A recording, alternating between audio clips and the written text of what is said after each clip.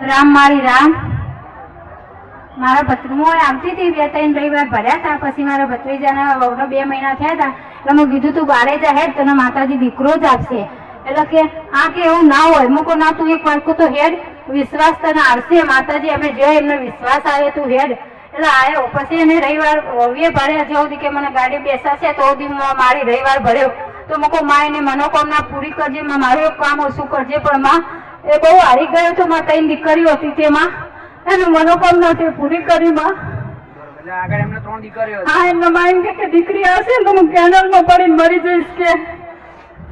એવું કહેતા હતા કે ચોથી દીકરી આવશે કે હું કેનલમાં પડીને મરી જઈશ મુકો માં મારી લાજ રાખજે માં તો મરવા ના દો ફરવા ના દો એ વેરણી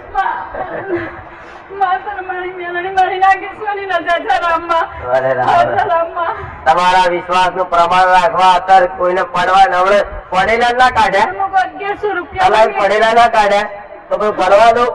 એવો વિશ્વાસ રાખવો પડે અને દીકરી આવી તો દુઃખી થવાની વસ્તુ નહીં આ તો ભગવાને લખેલું હોય તો થાય કોઈ ઋણ બાકી રહી ગયું ગયા જન્મ નું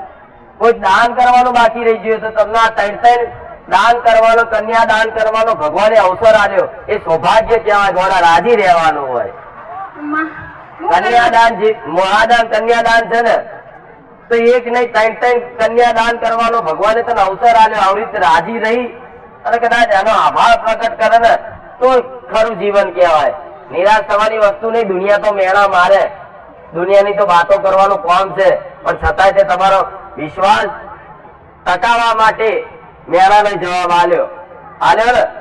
ને થાકી જાય હું મોનું છું મેળાને માર્યા મોણા શું કરે જો જાય તો 14 દીકરીઓ છે માં અમારા છેલ્લા દીકરા 7 દીકરો વચ્ચે 14 દીકરીઓ છે 14 દીકરીઓ હા 14 દીકરીઓ છે દીકરા નહીં ભલે તો માં એના બારે નામકરણ પાડવાનું તો મને કીધેલું તો મારું નામકરણ પાડશી માં ભલે એનું નામકરણ કરી આનું કોઈ વાંધો નહીં